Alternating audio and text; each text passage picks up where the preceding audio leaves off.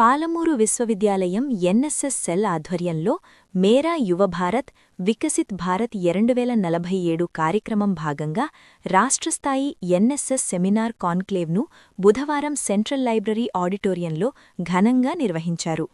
ఉదయం 10 గంటలకు ప్రారంభమైన ఈ కార్యక్రమంలో మహబూబ్ నగర్ ఎంపీ శ్రీమతి డి.కె. అరుణ ముఖ్య అతిథిగా హాజరై మాట్లాడుతూ భారతదేశ అభివృద్ధిలో యువత పాత్ర అత్యంత కీలకమని పేర్కొన్నారు.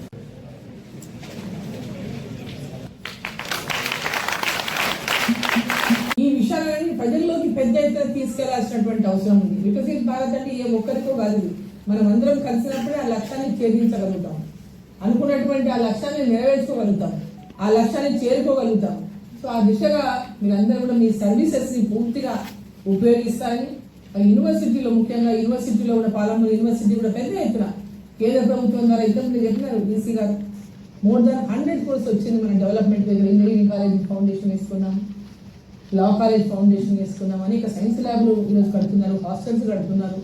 సో ఇవన్నీ కూడా మనం ఈరోజు పెద్ద ఎత్తున యూనివర్సిటీ, పాలమూరు యూనివర్సిటీ బ్యాక్వర్డ్ జిల్లాలో ఉండేది. ఈ జిల్లాలో ఉన్న ప్రతి ఒక్కరు కూడా మంచి విద్యావంతులు అవ్వాలి, ఎవరు కూడా చదువుకు దూరంగా ఉండకూడదు. ప్రతి పేద పిల్లలు కూడా ఇక్కడ వచ్చి మంచి విద్యను అభ్యసించాలి.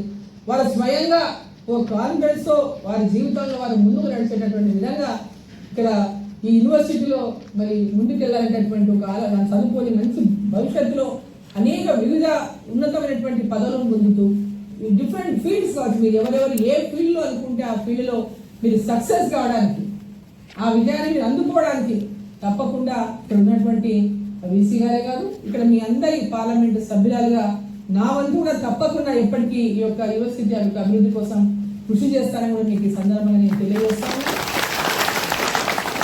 పాలమూరు బిడ్డగా ఇక్కడే పెట్టి ఇక్కడే పెట్టినటువంటి ఒక బిడ్డగా, పాలమూరు బిడ్డగా, ఒక రైతు బిడ్డగా, అందరి పేదరికంలో ఉన్న అందరి యొక్క కష్టాలను చూసినటువంటి బిడ్డగా, అందరూ విద్యావంతులు కావాలని ఒకనాడు నేను ఫస్ట్ టైం పాలిటిక్స్లోకి వచ్చినప్పుడు చదువు చాలా ఇళ్లలో చదువుకునే పిల్లలే ఉండేవారు కాదు, పేరెంట్స్ చదువుకునే వాళ్ళు కాదు, పిల్లలు చదువుకునే వాళ్ళు కాదు, ఎక్కడో బతకడానికి పోయేటటువంటి వాళ్ళు, ఎక్కడో బతుకు తెరువు కోసం వేరే వలసలు పోయేటటువంటి వారు. ఆ పరిస్థితిలో చూసినప్పటి నుంచి నేటి పరిస్థితిలో చూస్తే చాలా మార్పు, ఒక్కొక్క మెట్టు మనం ఎక్కుతూ ముందుకు పోయినాం, చాలా ముందుకు వచ్చినాం. ప్రతి ఒక్కరి ఇంట్లో ఈరోజు ప్రతి ఒక్కరు విద్య వైపు ఈరోజు ప్రతి ఒక్కరు బాట వేసుకొని నడుస్తూ ఉన్నారు. పేరెంట్స్ కూడా తమ పిల్లల్ని మంచిగా చదివించాలని, మా పిల్లలు కూడా అందరితో సమానంగా చదువుకొని పెద్దవాళ్ళు కావాలని, ఉన్నతమైనటువంటి చదువులు, ఉన్నతమైనటువంటి పోస్టుల్లో ఉండాలనేటటువంటి కళలు ఏదైతే పేద పిల్లలు అతను తల్లిదండ్రులు కళలు అంటున్నారో వాళ్ళు ఆలోచించుకుంటున్నారు. ఆ దిశగా మీ అందరూ కూడా ఇక్కడ చదువుకోవడానికి వచ్చిన ప్రతి ఒక్కరు కూడా మీ యొక్క విజన్ని అంటే మనం పుట్టిన గడ్డకి ఏమి ఇవ్వగలుగుతాం, మా తల్లిదండ్రులకు ఏ విధంగా గౌరవాన్ని పెంచగలుగుతాం, మన దేశానికి గౌరవాన్ని ఏ విధంగా పెంచగలుగుతాం అనేటటువంటి దిశగా ప్రతి ఒక్కరూ పయనించాలని చెప్పి, ఆ దిశగా అడుగులేయాలని చెప్పి నేను కోరుతా ఉన్నా.